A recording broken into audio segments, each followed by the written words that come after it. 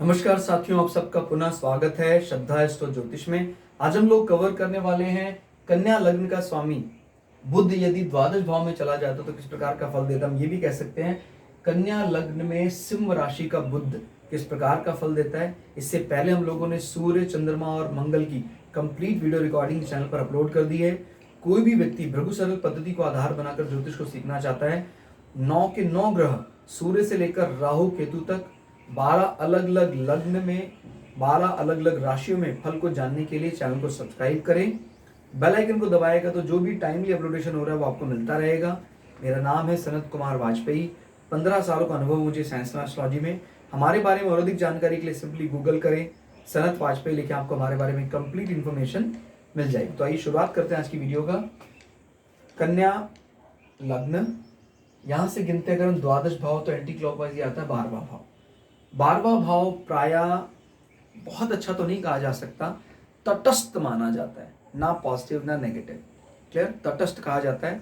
सांसारिक दृष्टि से इसको नंबर ज़्यादा नहीं मिलते हैं, हालांकि ये फाइनल मोक्षा भी कहा जाता है। 12वें भाव से देखा जाता है कि इस व्यक्ति के जीवन में मोक्षा का क्या अर्थ होगा, ये वो अचीव कर पाएगा कि नहीं अचीव कर पाएगा। दूरस्थ स्थान में बैठे व्यक्तियों से फायदा देखा जाता है 12वें भाव से।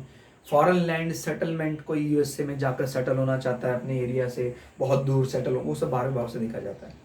और 12वें भाव से आपके पैरों में, फुट में कोई दिक्कत है वो देखी जाती है। 12वें भाव से हम ये भी देखते हैं कि व्यक्ति जो है अपने जो खर्चा करता है अपना व्यक्ति, आय को लेकर कितना ज़्यादा सेंसिटिव रहता है, आय व्यय कैसी होती है, ये सब 12वें भाव से देखी जाती है। और 12वें भाव से संसार जो आपके बारे में इमेज, यानी आपके बारे में, देखिए 8वां भाव क्या है, हम जो समाज से छुपाना चाहते हैं। 12वां भाव जो समाज हमसे छुपाना चाहता है। क्लियर हो गया, आपके बारे में कुछ ऐसी नेगेटिव इमेज फैलाई जाती है, 12वें भाव से देखी जाती है। आपके साथ रहने वाले लोग आपसे झूठ बोलते हैं, सच बोलते हैं, वो बात आप कैसा रिएक्ट करते हैं, आप झूठ बोलते हैं, सच बोलते हैं, वो 8वां भाव। देखिए अगर 8वें भाव और 12वें भाव एकदम शुद्ध है तो आपको कुछ भी छुपाने की जरूरत नहीं है। 12वां भाव खराब है तो मतलब आपके साथ में रहने वाले लोग, इसमें आपके चाहे पार्टनर हो, फ्रेंड्स हो, ब्रदर्स हो, फैमिली मेंबर्स हो, वो आपसे उस जिस ट्रुथ की आप कल्पना करते हैं वो ट्रुथ आपसे शेयर नहीं करते हैं। तो ये स्थिति ज़्यादा अच्छी नहीं मानी जा सकती है, अनावश्यक टेंशन व्यक्ति को दे देता है। इसलिए 12वें भाव को शुद्ध रहना बड़ा अच्छा है, आवश्यक है। मतलब अभी सूर्य की सिंह राशि है और बुध, आपको जानते हैं आप, बुध एक ऐसे प्लैनेट है जो सूर्य की लोग, यानी सूर्य, चंद्रमा, मंगल, बृहस्पति, बुध, इनके साथ भी यहाँ भी रेस्पेक्ट मिलते हैं इनको बराबर की।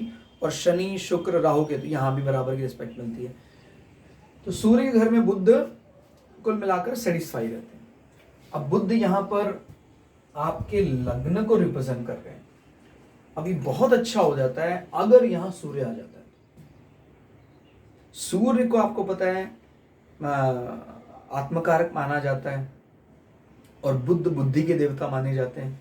तो ये ना सिर्फ आपके फाइनल मोक्षा के सुधरने के लिए बहुत अच्छे चांसेस हैं, ये फॉरेन में सेटलमेंट की भी बात कर रहा है और अच्छी सेटलमेंट की बात कर रहा है।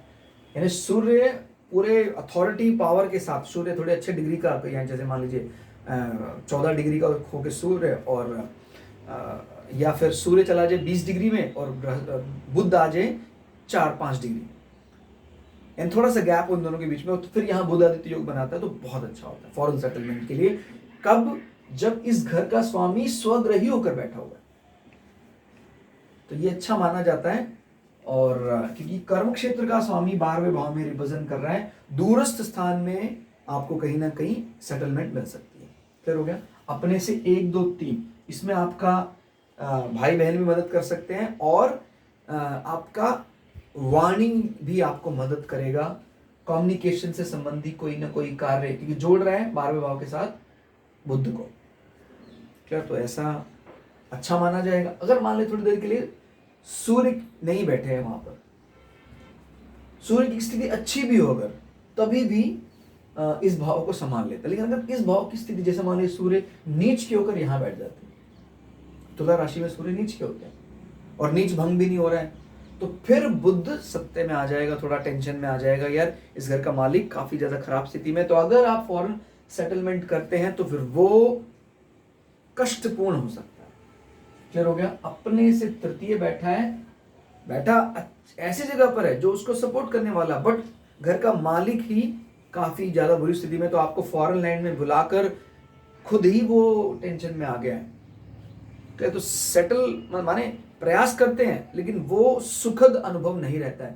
तो जरूर ऐसा करना चाहिए कि अगर ऐसा कोई कॉम्बिनेशन बनता है तो इस घर के मालिक की स्थिति को देख लिया जाए पहले, इस घर के मालिक की स्थिति स्ट्रांग है या नहीं। अगर वो स्वग्रही हो जाता है और बुध आदित्य 12वें भाव में बना देता है, बहुत बढ़िया होगा आपका जीवन भर। ये तो बात तय है, अगर आप बहुत दूर भी नहीं जाते तभी भी आप ना विदेश के बारे में ही, दूरस्थ स्थान के बारे में ही सोचना, दूसरों के कल्चर के बारे में ही सोचना, व्यय को बारे में सोचना, उसी के बारे में आपका जीवन चलता रहता है। क्लियर होगा?